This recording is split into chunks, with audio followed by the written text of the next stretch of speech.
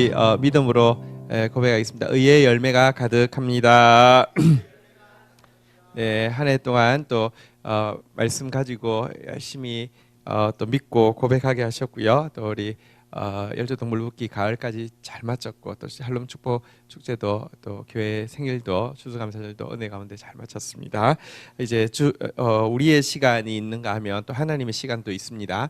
하나님의 시간이니 하나님께서 행하실 일 또 기대하면서 기다리면서 함께 서 있는 사람은 다 보게 될 것입니다. 자, 이제 우리 예레미야서 32장 1절에서 15절 말씀, 오늘 이제 내일 GT 말씀 오늘 받도록 하겠습니다. 교독하고 시작하겠습니다. 1절. 유다의 시드기야 왕 10째 해, 곧 느부갓네살 18째 해에 여호와의 말씀이 예레미야에게 임하니라. 그때 바벨론 군대는 예루살렘을 에워싸고 선지자 예레미야는 유다의 왕의 궁중에 있는 시대 뜰에 갇혔으니. 와, 이거 우리 그 역대 그 3절이 그 역대 제일 깁니다. 실은 4절 5절 이 안에 들어 있어서 그렇습니다. 어쨌든 제일 길죠. 역대급 구절입니다. 이게 제 순서군요. 네, 자, 알겠습니다. 제가 한글을 잘 못 읽어가지고 자, 잘 해보겠습니다. 이는 그가 예언하기를 여호와의 말씀에 보라, 내가 이 성을 바벨론 왕의 손에 넘기리니 그가 차지할 것이며 유다 왕 시드기야는 갈대아인의 손에서 벗어나지 못하고 반드시 바벨론 왕의 손에 넘겨진 바 되리니 입을 대하여 말하고 눈이 서로 볼 것이며 그가 시드기야를 바벨론으로 끌어가리니 시드기야는 내가 돌볼 때까지 거기 있으리라. 여호와께서 이와 같이 말씀하시니라. 너희가 갈대아인과 싸울지라도 승리하지 못하리라 하였더니 유다 왕 시드기야가 이르되 내가 어찌하여 이같이 예언하였느냐 하고 그를 가두었음이었더라. 4절 읽겠습니다. 6절 읽겠습니다. 시작. 예레미야가 이르되 여호와의 말씀이 내게 임하였느니라. 이르시기를 보라, 내 숙부 살룸의 아들 하나멜이 내게 와서 말하기를 너는 아나돗에 있는 내 밭을 사라. 이 기업을 물을 권리가 내게 있느니라 하리라 하시더니 여호와의 말씀과 같이 나의 숙부의 아들 하나멜이 시위대 뜰 안 나에게 와서 이르되 청하노니 너는 베냐민 땅 아나돗에 있는 나의 밭을 사라. 기업의 상수권이 내게 있고 물을 권리가 내게 있으니 너를 위하여 사라 하는지라. 내가 이것이 여호와의 말씀인 줄 알았으므로 내 숙부의 아들 하나멜의 아나돗에 있는 밭을 사는데 은 17 세겔을 달아주되 증서를 써서 봉인하고 증인을 세우고 은을 저울에 달아주고 법과 규례대로 봉인하고 봉인하지 아니한 매매 증서를 내가 가지고 나의 숙부의 아들 하나멜과 매매 증서의 인친 증인 앞과 시위대 뜰에 앉아 있는 유다 모든 사람 앞에서 그 매매 증서를 마세야의 손자 네리야의 아들 바룩에게 붙이며 그들의 앞에서 바룩에게 명령하여 이르되 만군의 여호와 이스라엘의 하나님께서 이와 같이 말씀하시기를 너는 이 증서 곧 봉인하고 봉인하지 않은 매매 증서를 가지고 토기에 담아 오랫동안 보존하게 하라. 15절 같이 읽겠습니다. 시작. 만군의 여호와 이스라엘의 하나님께서 이와 같이 말씀하시니라. 사람이 이 땅에서 집과 밭과 포도원을 다시 사게 되리라 하셨다 하니라. 아멘. 네. 자, 1절 보면 오늘 이제 32장이 어떤 상황에서 주어진 말씀인지 나옵니다. 같이 읽겠습니다. 시작. 유다의 시드기야 왕 10째 해, 곧 느부갓네살 18째 해에 여호와의 말씀이 예레미야에게 임하니라. 이 시점은요, 시드기야 통치 10년째입니다. 시드기야 11년째 나라가 완전히 망하고요, 예루살렘이 완전히 함락됩니다. 근데 밑에 또 느부갓네살 18째 해라고 돼 있는 것으로 봐서는요, 시드기야 10째 해라도 한 1년을 꼬박 남긴 게 아니라 멸망하기 한 6개월이나 7개월 전 정도의 시기에 주어진 말씀입니다. 여러분, 멸망하는 데는 이유가 있습니다. 죄가 가득 찼기 때문입니다. 이스라엘 백성들이 보통도 죄가 많았지만 지금 이제 10년, 그러니까 진짜 이스라엘이 멸망하고 거기 있는 사람들이 다 살육당하고 이 일이 일어나기 한 6개월 정도, 7개월 정도 전의 상태는요, 정말 사람이 악해도 이렇게 악할 수 있는가 할 정도의 패역한 시대였습니다. 또 패역한 시대가 되면요, 이 마지막이 되면요, 사람이 극단이 되거든요.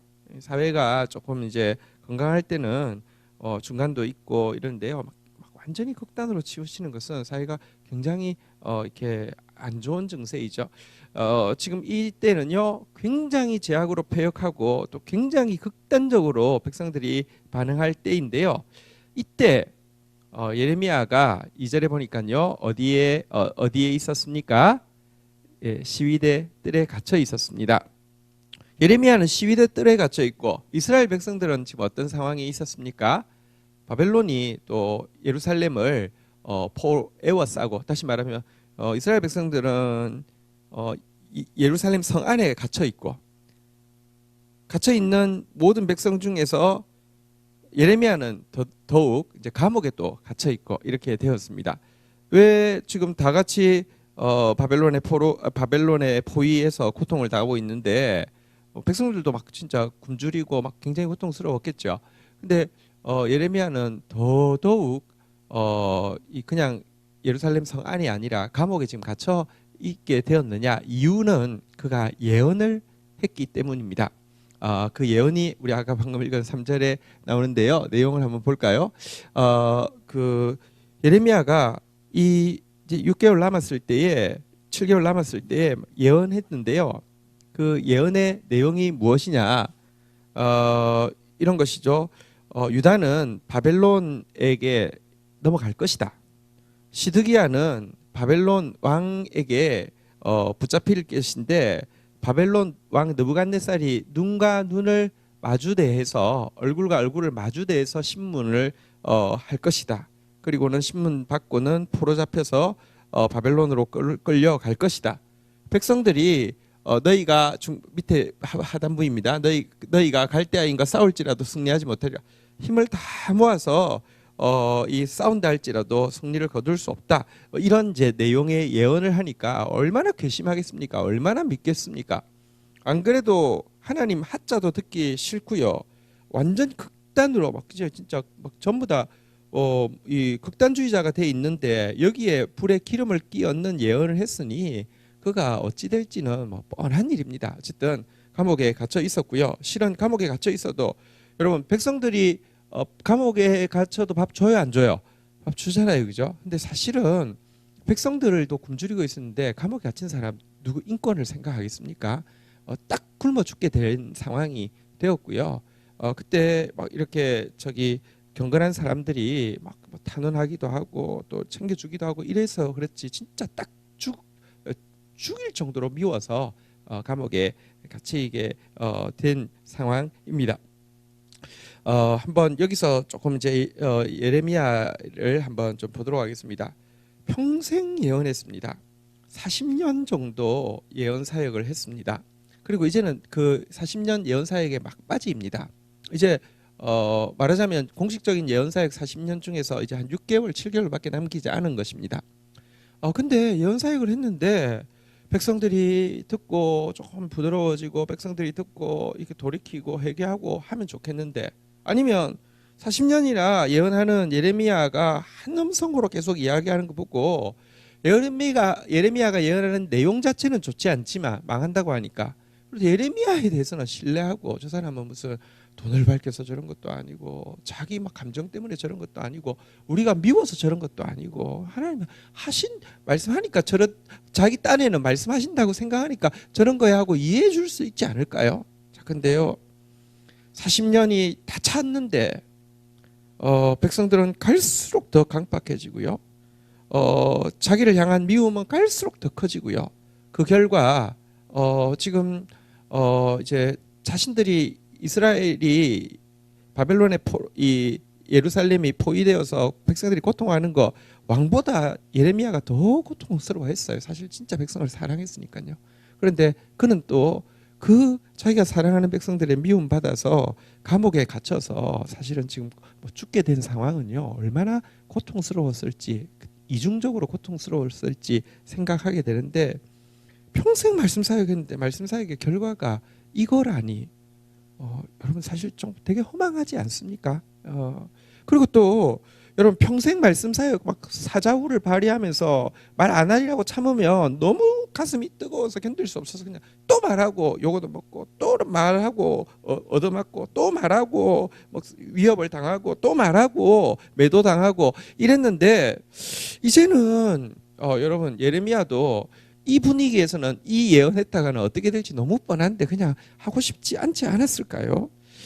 근데 어쨌거나 예레미야가 하나님의 사람이라는 것은 처음과 끝이 동일하게 조금도 위협은 점점 더 점청되어지고 결과는 자기 눈앞에서 볼 때 자기 사역의 결과는 아무것도 보이지 않지만 똑같이 하나님의 말씀 그대로를 그대로 전하고 있는 이 모습이 참된 선지자의 모습입니다.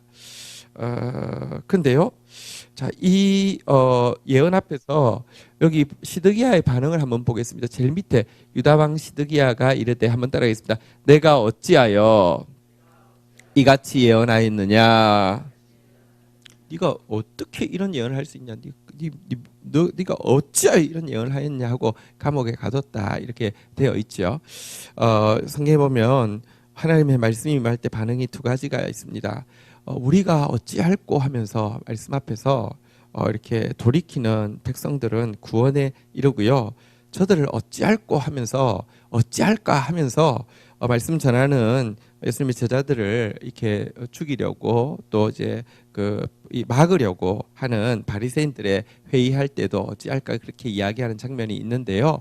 여러분 사실 우리에게는요 옵션이 없습니다. 말씀을 바꿀 수 있는 게 아니라 나를 바꾸는 것 외에는 방법이 없습니다. 근데 내가 크면요 자꾸 네가 어찌하여 이같이 예언하였느냐 이렇게 말씀을 향해서 대항하게 돼 있고요. 내가 엎드려져야지만 내가 어찌하여야 구원을 얻을 수 있으리까 이렇게 바뀔 수 있습니다. 말씀 앞에서 작은 자 되는 저희가 되고요. 특별히 예레미야는 진짜 말씀 앞에서 작은 자죠. 이게 예레미야가 바보입니까? 경험이 없습니까? 여러분 지금 이 막판 6개월 앞두고 7개월 앞두고 이 말하면 회개하겠지 이런 생각이 들어서 했을까요? 아니요. 죽을 줄 알고 했습니다. 그리고 그 결과로 지금 갇혀 있습니다. 자, 이렇게 갇혀 있는데요. 갇혀 있으면 하나님은 예레미야를 볼 때 어땠을까요? 40년을 평생을 예레미야의 뜻은 던졌다라는 뜻인데요. 진짜 하나님이 어디 내 던진 사람 같아요. 진짜 이 사자 입 속에 던진 것 같고 미워하는 삶 속에 던진 것 같고, 근데 그 던진다고 던져져서 가 있는 그리고 거의 막바지 이제 이 고통, 물론 이제 예루살렘 멸망하고 나서는 그것으로도 끝이 아니고 공식 40년의 집계는 하지 않지만 이집트로 또 그 폭도들에 의해서 잡혀가서는요 이집트에서 돌에 맞아서 순교하게 되는데요. 그 기간은 제외하고라도 이제 공식적인 사역은 거의 막바지인데요. 갇혀 있는 예레미야를 보시는 하나님의 눈길은 어땠을까요? 정말 당신의 종이 맞으니까 되게 사랑하셨겠죠. 사랑하면 선물을 주고 싶겠잖아요, 그죠? 그래서 하나님은 이때 어떻게 그에게 위로와 의를 위해서 핍박당하는 그에게 표시를 내셨을까요? 6절 한번 보도록 하겠습니다. 6절 같이 읽겠습니다. 시작. 예레미야에게 이르되 여호와의 말씀이 내게 임하셨느니라 이러시기를. 자, 감옥에 갇혀 있습니다. 말씀대로 전했다가 감옥에 갇혀 있는데요. 사실은 감옥에 갇혀 있을 때 예레미야도 여러분 사실은 내가 진짜 하나님 말씀 전했는가, 혹은 하나님 나를 진짜 사랑하시는가, 뭐 이런 회의가 왜 안 들겠습니까? 그런데 그때 하나님이 정말 의를 위해서 핍박받는 그를 사랑하신다는 증거로 하나님께서 보내주신 것은 무엇이냐? 한번 다시 따라하겠습니다. 여호와의 말씀이 내게 임하였느니라. 시위대 뜰에 갇혀 있는데 하나님의 말씀이 임했습니다. 이 말씀이 임한 사실 자체가 하나님이 지금 의를 위해서 핍박받고 있는 예레미야를 보고 있다는 증거고, 하나님이 그 핍박받고 있는 모습에 대해서 사랑하신다는 증거입니다. 에이, 사랑하시면 뭘 좋은 걸 주셔야지. 말씀 전해서 고통받아서 지금 갇혀 있는 사람한테 또 말씀. 여러분 뭐 이렇게 뭘 좋아하다가 새우젓이 갑자기 좋아졌는데 뭐 그래서 막 먹고 있다가 갑자기 식중독 걸린 일이 있으면요, 그 다음에 새우젓 보면 먹고 싶어요, 안 먹고 싶어요? 안 먹고 싶잖아요. 그 오래 가요, 안 오래 가요? 상당히 오래 가잖아요. 예레미야 40년이나 말씀 전했습니다. 그리고 말씀 전한 결론으로 지금 거의 이제 진짜 막바지예요. 이게 시위대 뜰에 갇혀서요, 진짜 온몸으로 미움과 죽음의 위협 안에 있는 그에게 하나님이 내가 너를 보고 있다, 내가 너를 알고 있다, 내가 너를 사랑한다는 증거로, 다시 한번 따라하겠습니다. 여호와의 말씀이 내게 임하였느니라. 이건 새우젓 좋다고 먹다가 새우젓 먹고 식중독 걸린 사람한테 너 새우젓 좋아하지? 그리고 새우젓 이렇게 미는 거하고 뭐가 다릅니까? 여러분, 예레미야 사랑한다는 표시로 예레미야에게 예레미야를 내가 너의 헌신을 알고 있다는 표시로 하나님이 표시낸 게, 아무도 없는 그 시위대 뜰에 갇혀 있는 그 뜰에 그 고독한 뜰에 하나님이 말씀으로 찾아오셨다는 것입니다. 여기서 우리가 말씀에 대해서 좀 달리 생각할 부분이 있음을 알게 됩니다. 우리는 말씀을 어떤 도구로 생각할 수는 있습니다. 그렇잖아요. 뭐 말씀에 무슨 약속이 있으면 됐어, 이제 뭐 대박이 날 것 같아, 뭐 이럴 수도 있고요, 그죠? 말씀을 도구로 생각하지 말씀 자체를 목적으로, 혹은 말씀을 과정으로 생각하지 말씀 자체를 영광으로 생각하는 경향은 별로 없습니다. 그냥 이거는 우리가 왜 CT를 합니까? 뭔가 이렇게 이 말씀을 받는 이유는 말씀을 도구로 해서 어떤 목적을 이루기 위해서, 말씀이라는 과정을 거쳐야지만 하나님의 영광의 뜻이 이루어지니까, 그래서 지금 그 과정에 있는 일이기 때문에 말씀을 우리가 보는 것인데요. 근데 실은 하나님은 그렇게 생각하지 않음을 우리가 좀 알 필요가 있습니다. 하나님께 있어서는 이 말씀 자체가, 여러분, 과정이 아니고 이것 자체가 영광이고요, 이것 자체가 이 수단이 아니고 목적으로 생각하심을 좀 기억할 필요가 있습니다. 성경에 이런 말씀이 있습니다. 시편 138편 2절 말씀에 보면 이런 말씀이 있습니다. 같이 한번 읽도록 하겠습니다. 시작.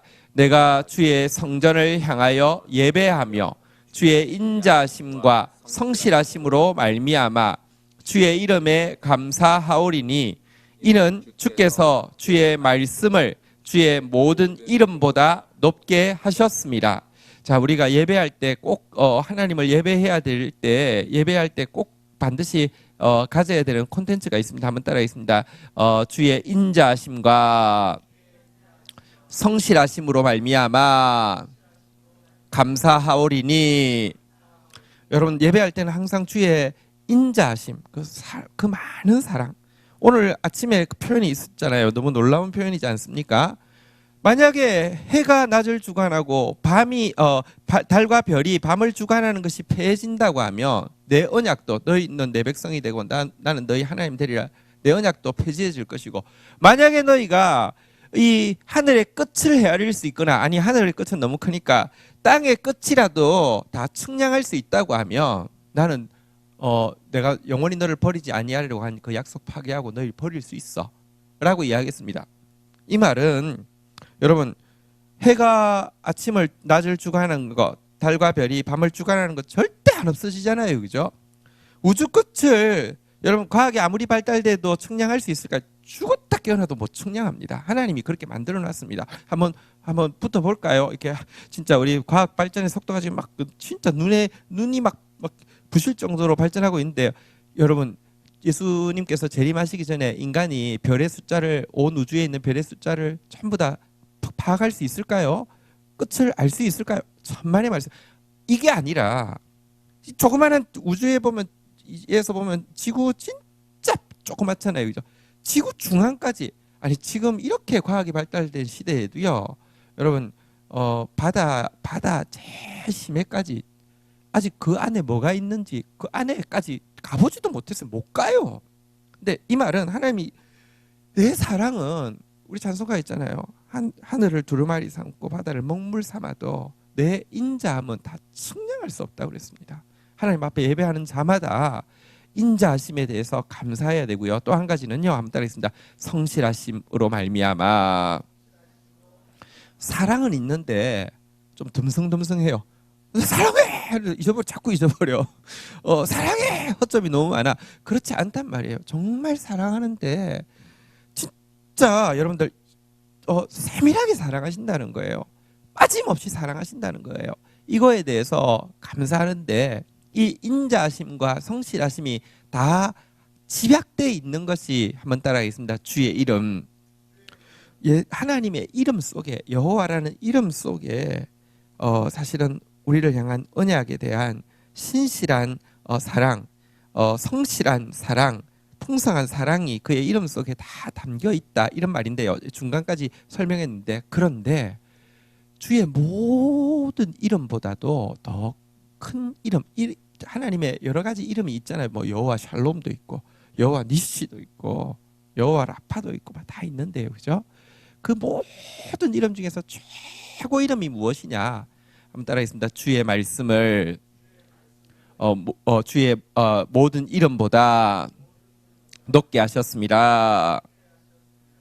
말씀하시는 하나님, 예를 들면 평화를 주시는 하나님, 승리를 주시는 하나님, 치유하시는 하나님, 이것도 다 여러분들 이렇게 다 놀라운 이름이잖아요, 그죠? 세상에 누가 평화를 줄 수 있습니까?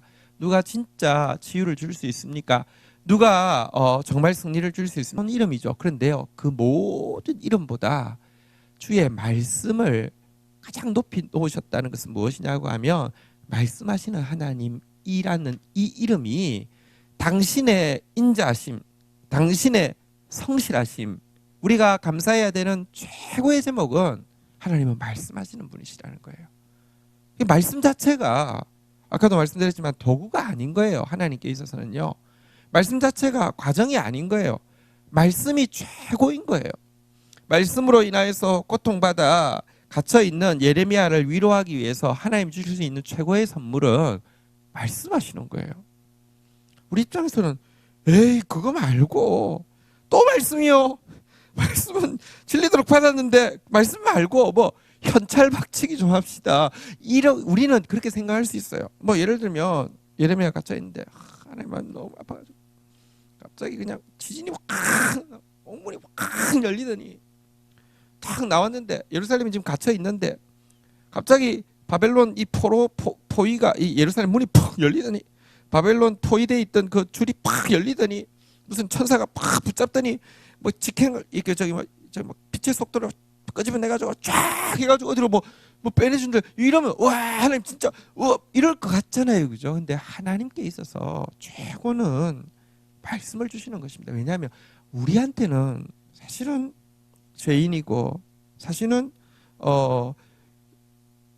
시간과 공간과 능력의 한계 속에 갇혀 있는 우리한테는 그렇게 느껴지지 않겠지만, 하나님의 말씀은 알파와 오메가고, 하나님의 말씀은 처음과 끝이고, 하나님의 말씀은 지금이고 나중이고, 하나님의 말씀은 하나도 땅에 떨어지지 않을 것이고, 하나님의 말씀이 선하심과 인자심의 요체이기 때문에 사실은 하나님이 말씀 주신다는 것 자체가 예레미야의 의를 위한 수고를 가장 잘 알아주신다는 뜻이고, 하나님께서 그를 사랑하신다는 표현이었던 것입니다. 오늘도 우리가 주님 앞에 나온 이유가 무엇입니까? 한번 따라하겠습니다. 주의 말씀 받으러 왔습니다. 하나님, 아침에 주의 인자한 말씀을 듣게 하옵소서. 그것이며 내가 나의 오늘 하루 달려갈 걸음 넉넉히 걸을 수 있습니다. 이것이 새벽마다 우리가 GT를 펼 때의 마음가짐 아닙니까? 말씀을 예레미야에게 주셨는데요. 자, 예레미야에게 주신 내용을 보겠습니다. 어쨌든 제 말씀 말씀은 좀 그렇지만 말씀의 내용이 좋으면 또 그래도 또 조금 위로가 되겠죠. 근데 말씀의 내용이 뭔가요? 한번 보도록 하겠습니다. 7절 한번 보도록 하겠습니다. 같이 읽겠습니다. 주신 하나님의 말씀의 내용입니다. 7절 같이 읽겠습니다. 시작. 보라, 내 숙부 살룸의 아들 하나멜이 내게 와서 말하기를 너는 아나돗에 있는 내 밭을 사라.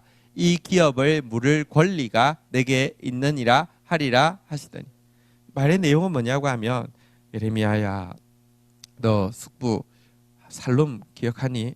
누구더라? 예, 기억합니다. 걔 저기 아들 하나멜이라고 있어. 누구더라? 하나멜, 두나멜, 누구더라? 그 사람, 예, 생각납니다. 예, 죄송해요. 예, 잘못했습니다. 네, 자, 근데 걔가 너한테 와서 이렇게 이야기할 거야. 삼촌, 저기 아나돗에 있는 우리 밭 있잖아요. 우리 밭 그거 삼촌 사세요. 삼촌이 기업 물을 이렇게 이제 그 순서에 있는 사람입니다.라고 이야기를 할 것이라는 것입니다. 자, 여기 보니까 한번 따라하겠습니다. 내 밭을 사라. 우리는 일단 여러분 돈 벌려면 뭐 해야 되죠? 부동산 투자해야 되잖아요, 그죠? 하나님이 갇혀 있다고 위로한다고 부동산 값 오를 부동산을 하나 헐값에 사게 하시는구나, 그런 뜻일까요? 전혀 다릅니다. 좀 이제 말씀드리겠습니다. 기업 물은다는 것이 무엇인지 좀 말씀을 드리겠습니다. 친척이 빚이 졌어요.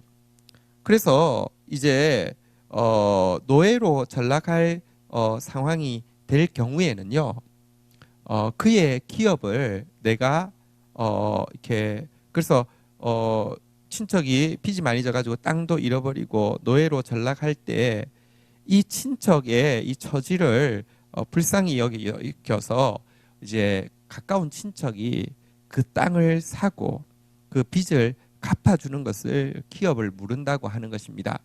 정확하게 어떤 의미냐고 하면, 하나님께서 땅은요 각 지파에게, 각 가문에게 분깃으로 나누어졌는데, 여러분들 너무 가난하며 부득이하게 다른 사람한테 파는 거, 임시로 파는 것은 허용이 되어 있습니다. 이스라엘 노예 제도가 없지만 먹고 살 게 없으면 부득이하면 자기를 종으로 팔 수 있습니다. 자, 그런데 여러분들 계속 그가 노예로 있는 거 하나님 절대로 허용하지 않습니다. 그리고 한 지파에, 한 가문에 준 땅이 다른 지파나 다른 가문으로 넘어가는 거 하나님이 원치 않습니다. 그래서 가문에 누구 힘 있는 사람이 그 팔리게 된 땅을 사가지고 그 기업, 어쨌든 그 가문, 그 지파 안에 그 땅이 존속할 수 있도록 자기가 사주는 행위를 기업 물은다고 하는 것입니다. 기업 물으는 게, 그래서 궁극적으로 보면 개인으로만 생각하면 이익이에요, 손해예요? 손해죠. 그래서 평화기에도 기업 물으는 사람이 거의 없었습니다.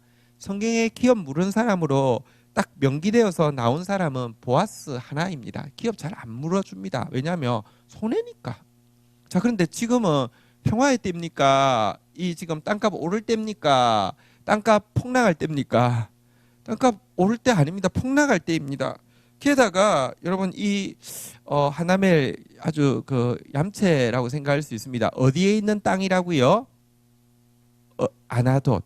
자, 아나돗은 지금 이스라엘이 멸망하기 6개월 전 포위가 완전히 돼 있을 때 어떤 상태에 있었을까요?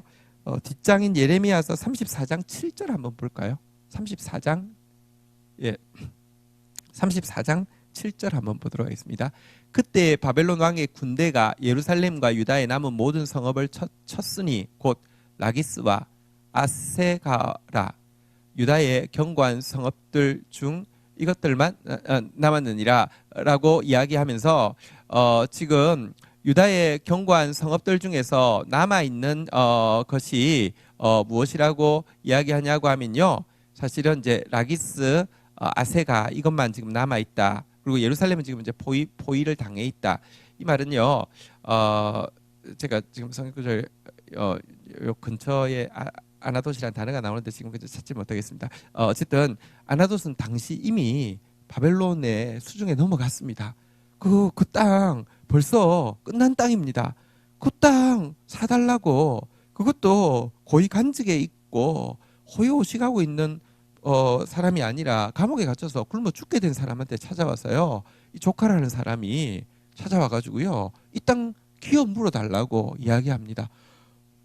라는 이야기를 할 거라고 지금 하나님이 찾아와서 알려주셨습니다. 뭐 이게 무슨 지금 나 안 그래도 말씀 전하다가 힘들어 죽겠는데 이제 돈까지 삥 뜯기게 생겼어요. 근데 그런 말을 주셨다는 것입니다.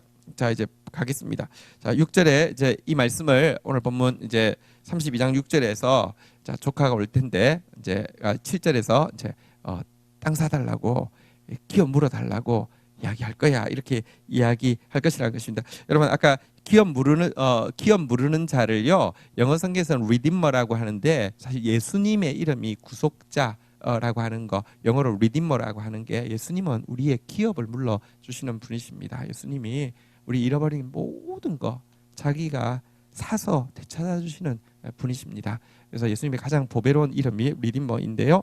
어쨌든 자, 이렇게 말씀을 했는데 하나님이 이 말씀 딱 주시고 싹 사라졌습니다. 너 수고한다 뭐 이런 말도 아니고 너 저기 뭐 이런 말도 아니고 이 이야기만 딱 주셨습니다. 그리고 싹 사라지셨습니다. 자, 그런데 자 8절에 보니까요.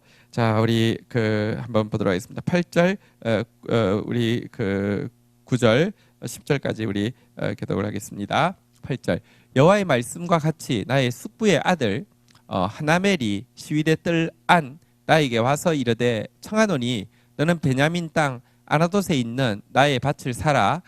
기업의 상속권이 내게 있고 물을 권리가 내게 있으니 너를 위하여 사라 하는지라. 내가 이것이 여호와의 말씀인 줄 알았으므로 내 숙부의 아들 하나멜의 아나돗에 있는 밭을 사는데 은 17세겔을 달아주되 10절 같이 읽겠습니다. 10절 11절 10절 11절까지 계속 읽겠습니다. 교독합니다. 증서를 써서 봉인하고 증인을 세우고 오늘 저울에 달아주고 11절 시작. 법과 규례대로 봉인하고 봉인하지 아니한 매매 증서를 내가 가지고. 네, 자 이제 한번 보겠습니다. 8절 이제 한번 보도록 하겠습니다.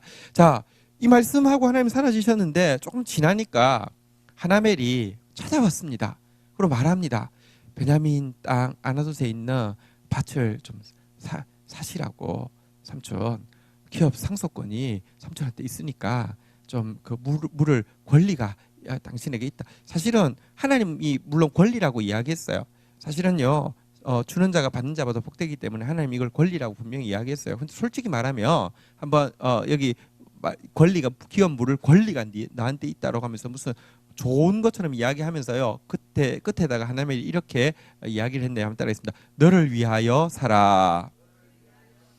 지금 호구로 하는 거죠, 그렇죠? 이렇게 이야기하면 그래?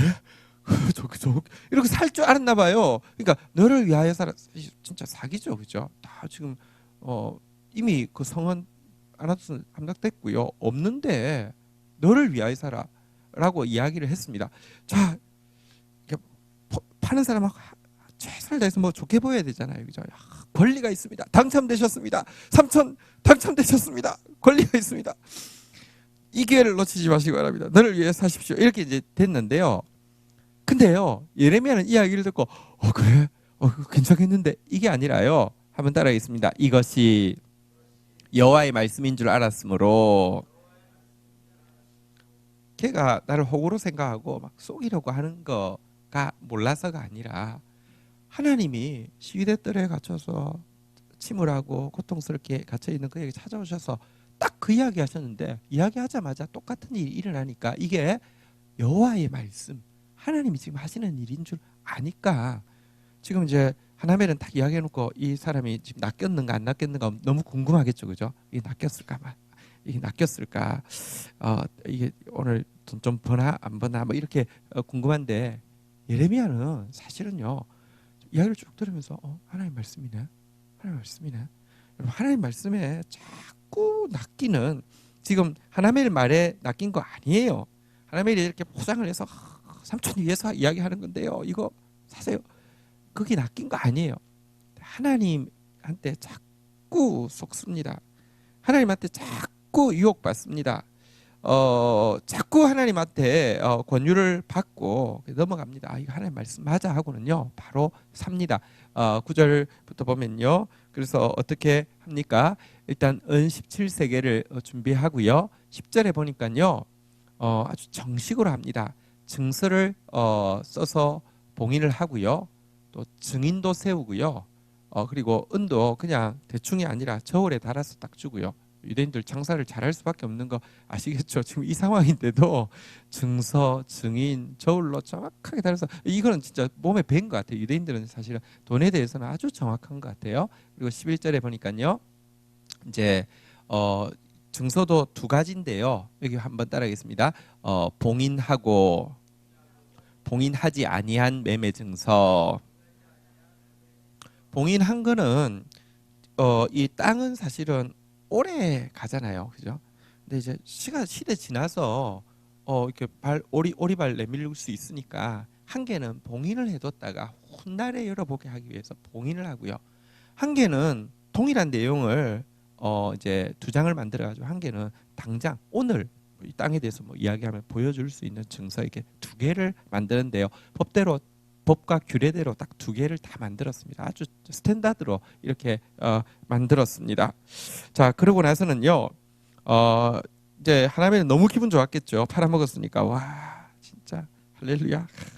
삼촌도 도움이 될 때가 있어. 이러면서 되게 좋아했겠죠. 자, 그런데 예레미야가 하나멜에게 또 증인들 앞에서 또 시위대 들에 있는 그러니까 뭐 주위에 있는 그 사람들 모두를 향해서 이 행위가 무슨 의미가 있는지 자기가 호구가 돼서 이 기업을 물러주는 행위가 무슨 의미가 있는지 이렇게 이야기하는 내용이 12절부터 나옵니다. 자, 우리 12절, 13절 우리 쭉 계속 좀 읽도록 하겠습니다. 나의 숙부의 아들 하나멜과 매매 증서의 인친 증인 앞과 시위대 뜰에 앉아 있는 모든 유다 사람들 앞에서 그 매매 증서를 마세아의 손자 네리야의 아들 바룩에게 붙이매.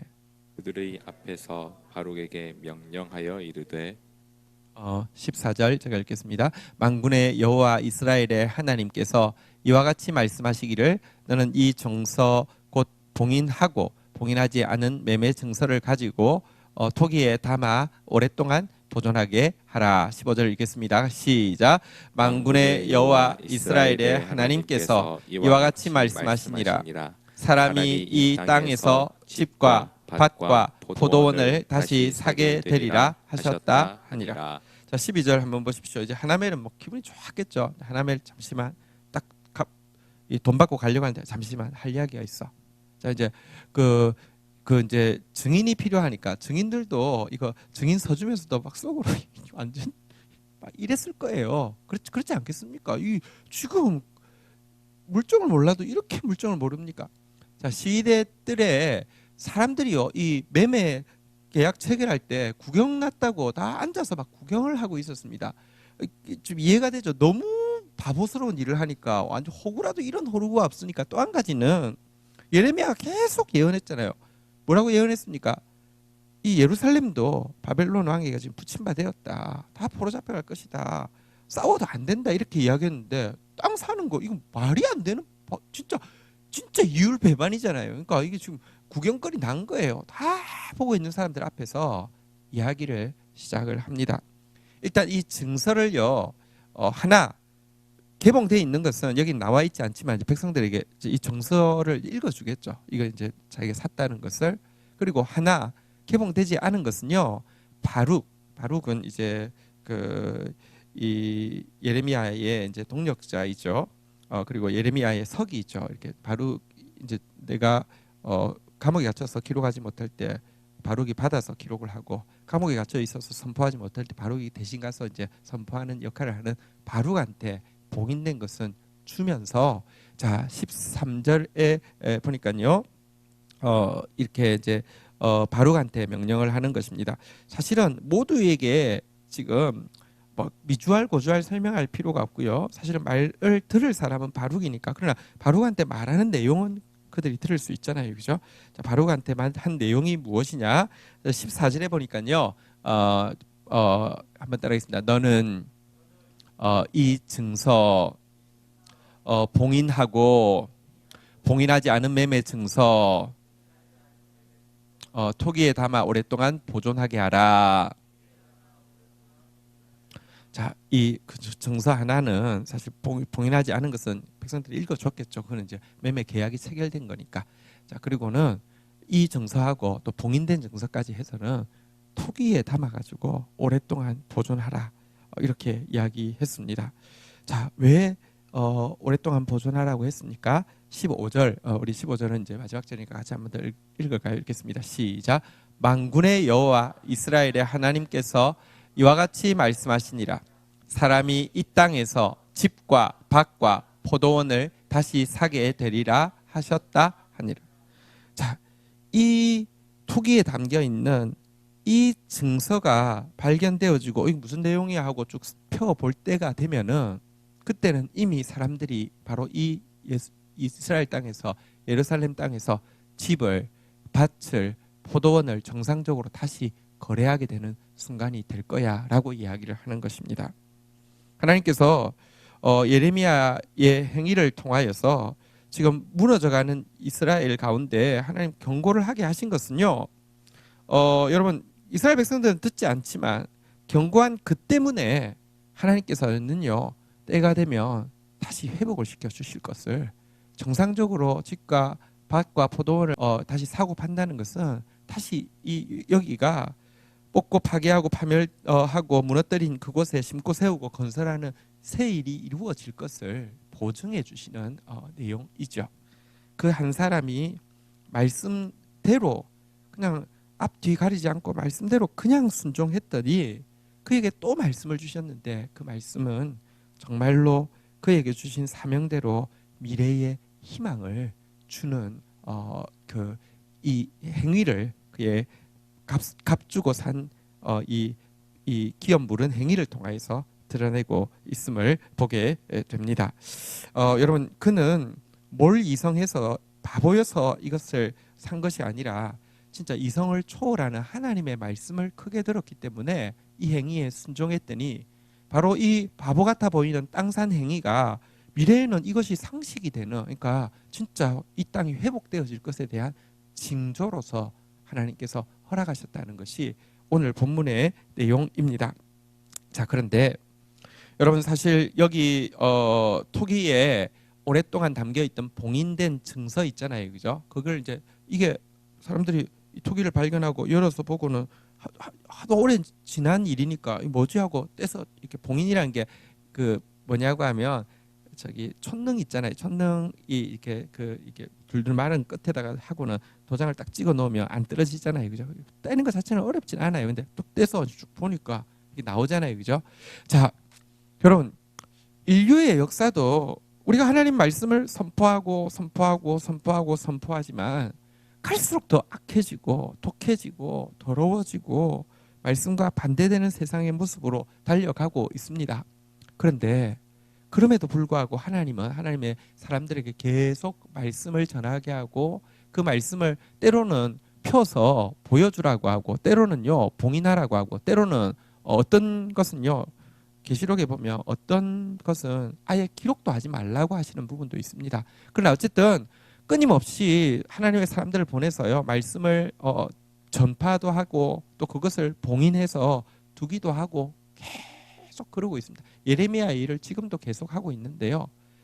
이 봉인이 풀릴 날이 올 것이라고 이 선지자들이 오랫동안 꿈꾸어왔던 그 예언들이 이루어질 날이 있어서 봉인이 풀릴 날이 있을 것이라고 요한 계시록에는 이야기합니다. 그런데 이 봉인을 뗄 수 있는 유일한 자격을 가진 분이 누구시라고 이야기하냐면 요한계시록 5장 9절에 보면 이런 말씀이 있습니다. 같이 한번 보도록 하겠습니다. 같이 5장 9절 9절입니다. 5장 9절 6절 말고 네. 예. 자, 같이 읽겠습니다. 시작. 두루마리를 가지시고 그 임봉을 떼기에 합당하시도다. 일찍이 죽임을 당하사 각 족속과 백성과 백성과 나라 가운데에서 사람들을 피로 사서 하나님께 드리시고. 여러분, 하나님의 약속이 이루어지지 못하게 하는 거, 왜 오랜 시간이 지나야, 왜 이스라엘 백성들이 포로 잡혀 갔다 와야지 이 약속이 이루어집니까? 죄 때문입니다. 그런데 이스라엘 백성들이 포로 잡혀 갔다 오면 죄는 없어집니까? 아니요, 우리의 죄는 그 정도가 아닙니다. 그러면 그냥 대충 때리는 척하고 하나님이 에이 귀찮아 그냥 됐어 그냥 이제 봐줄게 이렇게 될 수가 없습니다. 악에 대해서 그렇게 어물쩍 넘어가면요, 천국도 또 하나의 지옥이 되어질 것입니다. 하나님은 악에 대해서요 진노하시고 혐오하시고 노여워하시는 분이신데요. 자, 그렇다고 하면 이게 봉인된 이유는 죄 때문에, 죄의 문제가 해결되기 전에는 누구도 풀 수 없는데 왜 예수 그리스도만, 이 어린 양만이 이 봉인된 것을 풀기에 합당하십니까? 죽임을 당하사 각 족속 방언 백성 나라 가운데서 사람들을 피로 사서 하나님께 드릴 수 있는 자격이 있기 때문에 이 임봉을 떼서요 다시 한번 진짜 심고 세우고 건설한 나라가 세워지게 할 수 있다는 것입니다. 자, 그런데요, 요한계시록 마지막 장에 가면요 이렇게 예언하고 있습니다. 요한계시록 22장 10절부터 한번 좀 보도록 하겠습니다. 한번 교독을 하겠습니다. 또 내게 말하되, 우리 이거는 같이 읽을까요? 같이 읽겠습니다. 시작. 또 내게 말하되 이 두루마리의 예언의 말씀을 임봉하지 말라. 때가 가까우니라. 봉인되어졌던 말씀인데요. 임봉하지 말라. 왜? 이제는 지금 이제 공개될 이유는 이제 곧 일어날 일이기 때문에, 이제 예수 그리스도의 죽으심과 부활로 말미암아 이제 하나님 나라가 임박하기 때문에, 반드시 이루어질 것이기 때문에, 때가 가깝기 때문에 임봉하지 말라 이렇게 이야기를 합니다. 물론 여러분, 성경에서 이야기하는 종말이란 예수 그리스도의 초림부터 종말이라고 합니다. 온 우주의 주인이 지구 안에 들어오셨다는 사건은요, 나중에 우리가 천국 가서도 그 사건 자체의 그 파장이 너무 클 것이기 때문에, 상상할 수 없기 때문에 그때부터 이미 종말입니다. 그러나 우리 입장에서는 예수님의 재림의 순간이 기다리고 기다려도 1000년을 기다려도 2000년을 기다려도 사실은 너무 더딘 것처럼만 보이는데도요, 주님은요, 한번 다시 따라하겠습니다. 때가 가까우니라. 하나님의 말씀이 이제 더 이상 봉인되어져 있지 않다고, 때가 가깝다고 이야기하는데요, 물론 때가 가깝다고 해서 막 금방 무슨 일이 일어난다는 것은 아닙니다. 11절부터 보면요, 이때에 일어날 이 세상의 모습에 대해서 이렇게 묘사합니다. 같이 읽겠습니다. 시작. 불의를 행하는 자는 그대로 불의를 행하고, 더러운 자는 그대로 더럽고, 의로운 자는 그대로 의를 행하고, 거룩한 자는 그대로 거룩하게 하라. 여러분, 점점 더 나뉘어질 거라는 겁니다. 마지막이 될수록요, 불의한 자는 더 불의해질 것이고요, 더러운 자는 더 더러워질 것입니다. 근데요, 이들 보지 마십시오. 하나님 관심은요, 의로운 자가 얼마나 더 의로워지고 거룩한 자가 얼마나 더 거룩해지는지, 계속 예레미야처럼 말씀 받은 자가 그냥 말씀대로 순종하는지, 여기에 관심이 있습니다. 하나님 나라가 가까울 때 이것이 쫙 갈라지게 됩니다. 12절도 볼까요? 같이 한번 읽도록 하겠습니다. 같이 읽겠습니다. 시작.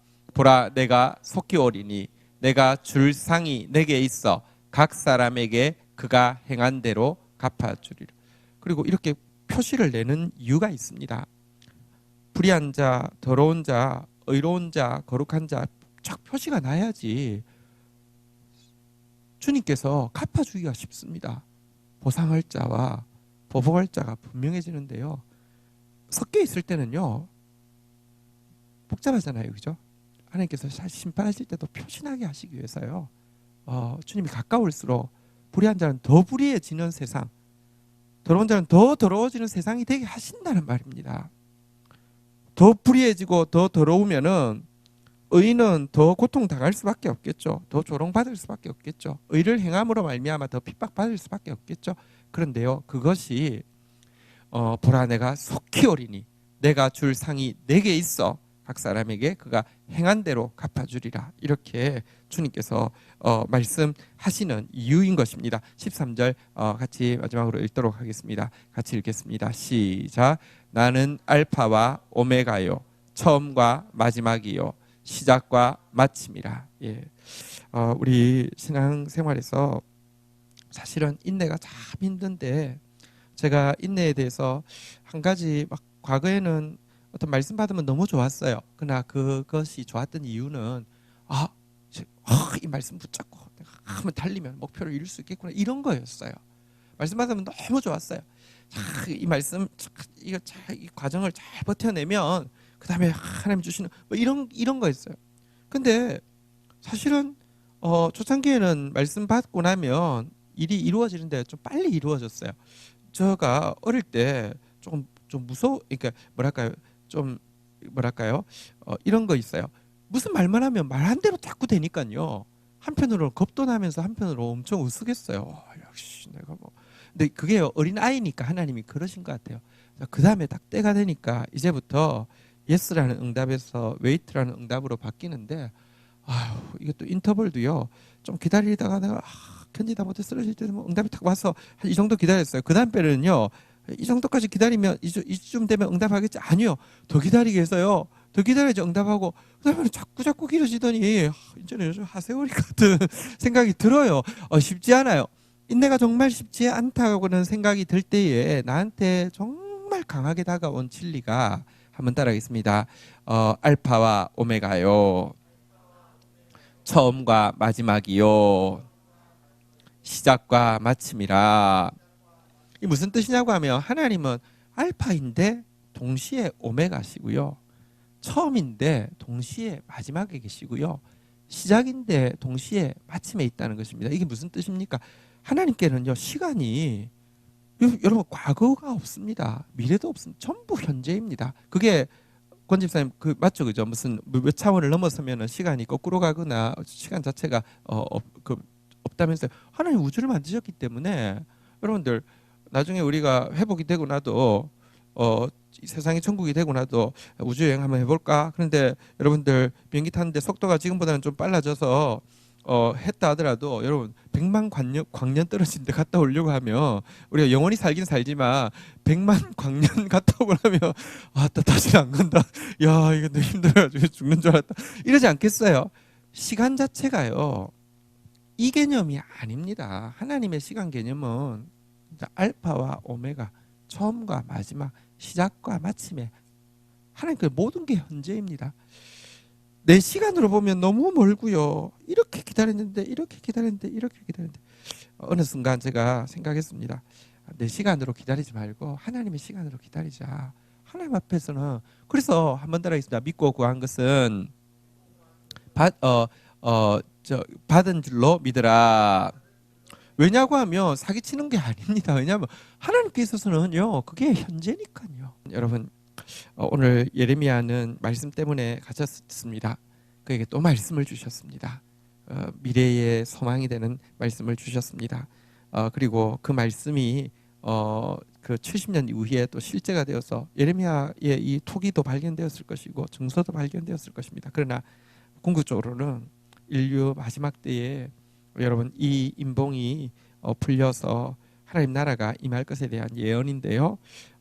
주의 때가 이미 가까웠으니 우리는 봉인된 말씀이 아니라 열려져 있는 말씀을 대하고 있습니다. 우리에게 부탁하고 있는 것은 더욱 거룩하라고요, 더욱 의를 행하라고요, 하나님께서 갚아주실 것이라고요.